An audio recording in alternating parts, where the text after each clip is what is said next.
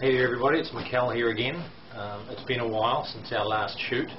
Like I said at the beginning, don't hold me to my promise of doing one every week, but you'll see from this video that we've been busy in the absence. We've mostly finished for the inside up to drywall stage. We've been outside now for about almost 3 weeks, which I'll show you in the next video what we've done outside. But I just want to take you around. We're here on the 3rd floor, and I want to show you basically the pre-sheetrock finish before all the drywall goes on. Have a look at our insulation, talk a little bit about why we've insulated the way we have, and just looking at the individual rooms as they're all taking shape. So the 3rd floor is going to be basically 2 rooms, this one and one over there, and our hallway, stairs going down. They ultimately will be classified as bedrooms.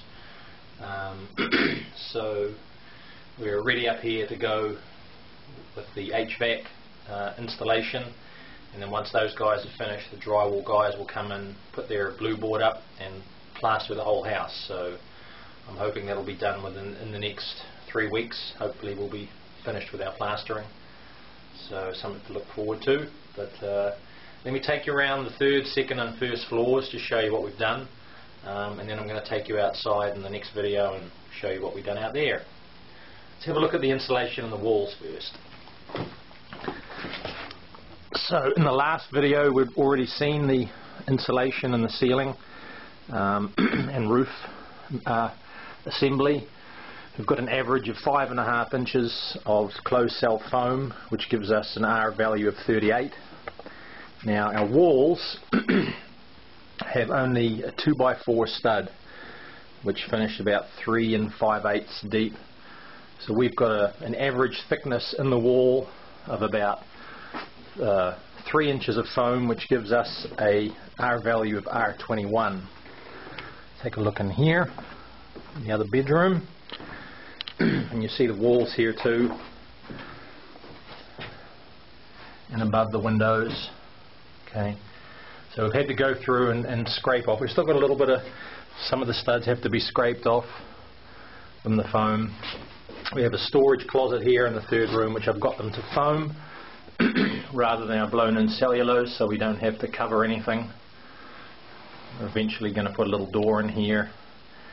Now this is the party wall, so this is the wall that divides the 2 apartments, if you like. And what we have here is the blown in cellulose. You can see here Owens Corning, good advertising. It's basically a netting that gets stapled on. You can see some of the staples if you look closely. You can see more of a reflection of the camera than anything. And then we cut holes in the actual netting and blow in the cellulose at pressure, so it actually forms like a little bubble. But what happens when we put the sheetrock on, we'll screw that on and we'll push that back, so we end up having a flat wall. This particular wall was fairly difficult because it only had 2 inches thick, but you see here all the way through on all the party walls we've got the blown in cellulose. We're going to put a double layer of 5/8 sheetrock on these party walls, and in between the 2 layers of sheetrock we're using something called quiet glue, which is basically designed to reduce any sound transmission, or reduce the sound transmission somewhat. You see here down the stairwell walls the cellulose is all the way through. We head into the new 2nd floor bathroom. You can see here some of the plumbing. We've got a couple of sinks going in there. We have the toilet, which is going to go there. Shower stall. Plumber's going to be making up copper pans for both showers on 1st and 2nd floor that we're going to tile into.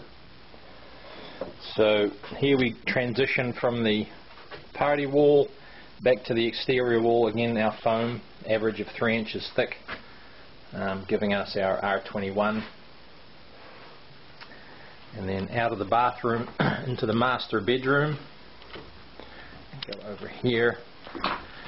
We have our windows. These particular windows here were shortened because they were too close to the flat roof outside. So we have 4 windows that we've done that to. And this is going to be our changing room, or aka our walk-in closet, with 1 window there. And this is the old window that we foamed up, and this is a new window that's still coming into the changing room in here, which we have built and is sitting upstairs at the moment. Through here we have the guest bedroom. Again, you'll see all the exterior walls with the closed cell insulation in it. You'll see all the wiring had been done previously. The only disadvantage with this kind of insulation is if you ever decide to do a remodel and putting extra wiring through into the walls, you're not going to be able to get that into the foam. You'll probably have to do surface mount or find some other creative way. You see here we have the old chimney that we framed in front of. We have 2 ports that are still open. You can see one here. Let me zoom in. Yeah, so that port up is open, and there's one actually up on the left hand side is open as well. We're going to actually mortar stone over those, and the reason we're doing that is because we still have the 2 fire boxes on the other side. It just saves the mistake if someone ever rents the place and sees those boxes and decides to light a fire. It'll prevent the house from burning down, basically. So we're going to block that off before we put our drywall on. So you'll see that. And heading down to the first floor, again, this blown-in cellulose is continual through the whole house, the whole party wall. It's part of our fire assembly, 2 layers of 5/8 drywall. The blown-in cellulose from this side gives us a 1-hour fire rating on either side, on the side. And this is our downstairs bathroom. See the cellulose in here behind that wall.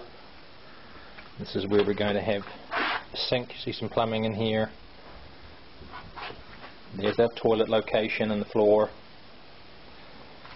and our shower in here, which is currently very dark. And back out here. This is the last remnants of the old building. We're using this as our site bathroom. It's probably got about another week of life before we rip it out. But again, cellulose along that party wall all the way in here. It was the old bathroom window that's now full of closed cell foam. This is the garden room. This is the 3 new windows that are going in. It's a new mahogany window frame there, and currently the existing back door, which is going to be replaced with a new door shortly. You see in here too, we have 4 windows in what's going to become the kitchen / dining room. These 2 windows on the right here, I had to take them out and shorten them because that's where our kitchen countertop and backsplash are going. So those have all been changed. Again, the continual closed cell foam all the way through. And this is our entryway. And you'll see above the front door here, this is the front door, we've basically we've done the entire ceiling space with the closed cell foam. Wasn't initially spec'd, but the ceiling down here is actually part of the flat roof upstairs, so we're again isolating all of the exterior areas to make sure that we don't get any cold air penetration and air barrier. And this is going to be the library.